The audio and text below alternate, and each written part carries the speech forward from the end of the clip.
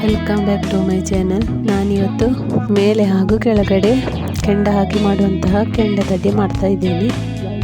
ಇದನ್ನು ಮಾಡಲಿಕ್ಕೆ ಮೊದಲಿಗೆ ನಾನಿಲ್ಲಿ 2.5 ಕಪ್ನಷ್ಟು ಅಕ್ಕಿಯನ್ನು ತಗೊಂಡಿದ್ದೇನೆ. ಬೆಳ್ತಿಗೆ ಅಕ್ಕಿ, ದೋಸೆ ಮಾಡುವಂಥ ಅಕ್ಕಿ. 2 ಗಂಟೆಯಷ್ಟು ಹೊತ್ತು ಇದನ್ನು ನೆನೆಯಲಿಕ್ಕೆ ಇಟ್ಟು ಆನಂತರ ಇದನ್ನು ಚೆನ್ನಾಗಿ ತೊಳ್ಕೊಂಡು ಇಟ್ಟಿದ್ದೇನೆ. ಹಾಗೆಯೇ ಒಂದು ಅರ್ಧ ಗಡಿಯಷ್ಟು ತೆಂಗಿನಕಾಯಿಯನ್ನು ತಗೊಂಡಿದ್ದೇನೆ. ಹಾಗೆಯೇ 3 ಗಟ್ಟಿ ಬೆಲ್ಲವನ್ನು ತಗೊಂಡಿದ್ದೇನೆ. ಹಾಗೆಯೇ 1 ಚಮಚದಷ್ಟು ಜೀರಿಗೆ, ಹಾಗೆಯೇ ಒಂದು 2 ಗ್ಲಾಸಿನಷ್ಟು ನೀರನ್ನು ಹಾಕಿಕೊಂಡು ಇದನ್ನು ನೈಸಾಗಿ ರುಬ್ಬಿಕೊಳ್ತಾ ಇದ್ದೇನೆ. ಗ್ರೈಂಡ್ ಮಾಡಿಕೊಂಡಾಗಿದೆ. ಈಗ ಇದನ್ನು ಬೇರೊಂದು ಪಾತ್ರಕ್ಕೆ ಹಾಕ್ತಾ ಇದ್ದೇನೆ. ಹಾಗೆಯೇ ರುಚಿಗೆ ತಕ್ಕಷ್ಟು ಉಪ್ಪನ್ನು ಹಾಕ್ತಾ ಇದ್ದೇನೆ. ಹಿಟ್ಟು ಈ ಹದದಲ್ಲಿದ್ದರೆ ಸಾಕು, ದೋಸೆ ಹಿಟ್ಟಿನ ಹಾಗೆ ಇದ್ದರೆ ಸಾಕಾಗ್ತದೆ. ಈಗ ಕೆಂಡದಡ್ಡಿ ಮಾಡಲಿಕ್ಕೆ ಒಲೆಯಲ್ಲಿ ಪಾತ್ರವನ್ನು ಇಡ್ತಾ ಇದ್ದೇನೆ. ಇದಕ್ಕೆ ಸ್ವಲ್ಪ ಎಣ್ಣೆಯನ್ನು ಹಾಕಬೇಕು. ಒಂದು 3 ಚಮಚದಷ್ಟು ಎಣ್ಣೆಯನ್ನು ಹಾಕಿಕೊಂಡಿದ್ದೇನೆ. ಇಲ್ಲಿ 2 ನೀರುಳ್ಳಿಯನ್ನು ಸಣ್ಣಗೆ ಕೊಚ್ಚಿ ಇಟ್ಟುಕೊಂಡಿದ್ದೇನೆ. ಈ ಎಣ್ಣೆ ಕಾಯುವಾಗ ಈ ನೀರುಳ್ಳಿಯನ್ನು ಹಾಕಿಕೊಂಡು ಇದನ್ನು ಚೆನ್ನಾಗಿ ಫ್ರೈ ಮಾಡಿಕೊಳ್ಬೇಕು.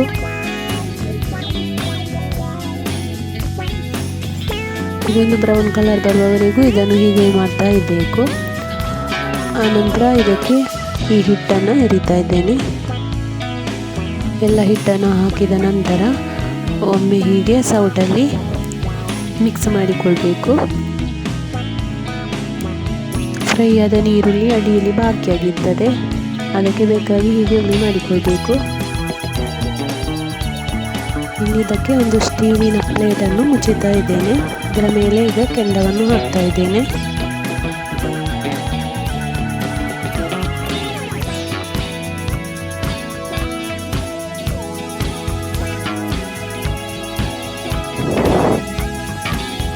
ಕೆಳಗಡೆ ಸ್ವಲ್ಪ ಬೆಂಕಿ ಒಮ್ಮೆ ಹಾಕಿ ಆನಂತರ ಕೆಂಡ ಸ್ವಲ್ಪ ಇದ್ದರೆ ಸಾಕು.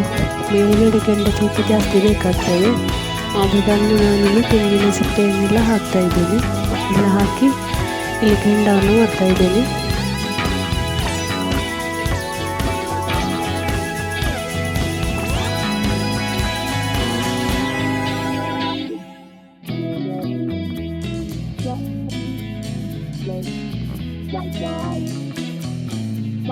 ಇನ್ನು ಒಂದು ಅರ್ಧ ಗಂಟೆ ಇದು ಕೆಂಡದಲ್ಲೇ ಹೀಗೆ ಬೇಯಬೇಕು.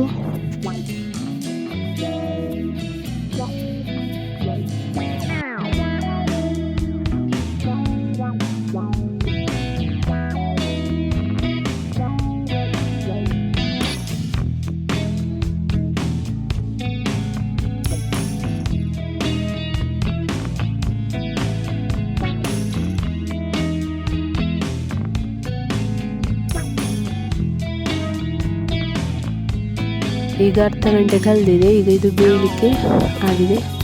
ಅದರ ಮೇಲಿರುವ ಕೆಂಡವನ್ನೆಲ್ಲ ಈಗ ತೆಗಿತಾ ಇದ್ದೇನೆ.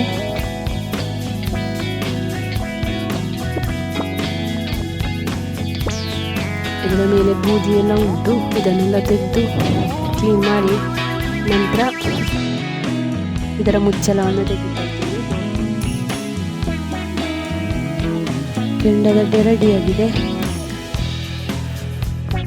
ನೋಡಲಿಕ್ಕೆ ಒಳ್ಳೆ ಕಲರ್ ಆಗಿ ಉಂಟು. ತಿನ್ನಲಿಕ್ಕೆ ಕೂಡ ತುಂಬಾ ಒಳ್ಳೆ ಟೇಸ್ಟಲ್ಲಿ ಇರ್ತದೆ.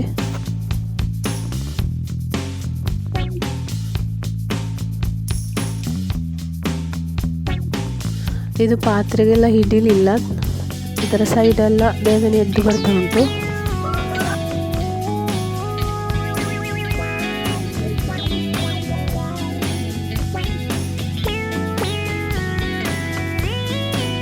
ಈಗ ಸೈಡಿನಿಂದ ಮೆಲ್ಲಗೆ ಎಬ್ಬಿಸ್ತಾ ಇದ್ದೇನೆ.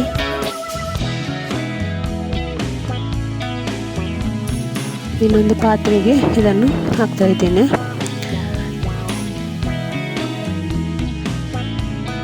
ಇದರ ಕೆಳಗಡೆ ಹೀಗೆ ಬಂದಿದೆ. ಇದರ ಪಾತ್ರೆಯಲ್ಲಿ ಅಂತ ಹಿಡಿಯಲು ಹೀಗೆ ಚಂದ ಸಿಕ್ಕಾಗ್ತದೆ. ಇದನ್ನು 2 ಸೈಡ್ ಕೂಡ ಚೆನ್ನಾಗಿ ಬೆಂದಿದೆ. ಇನ್ನು ಇದನ್ನು ಒಂದು ಚಾಕುವಿನಿಂದ ಕಟ್ ಮಾಡ್ತಾ ಇದ್ದೇನೆ.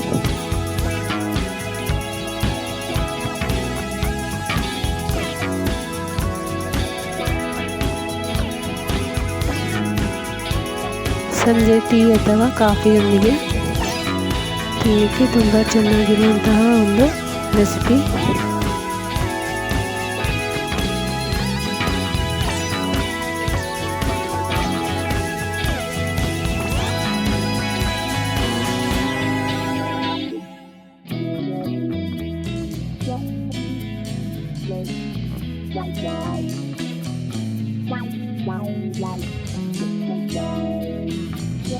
ಈ ರೆಸಿಪಿ ಇಷ್ಟ ಆದರೆ ಲೈಕ್ ಮಾಡಿ, ಶೇರ್ ಮಾಡಿ, ಕಮೆಂಟ್ಸ್ ಮಾಡಿ, ಹಾಗೆಯೇ ಸಬ್ಸ್ಕ್ರೈಬ್ ಮಾಡಲಿಕ್ಕೆ ಮರಿಬೇಡಿ. Thank you for watching.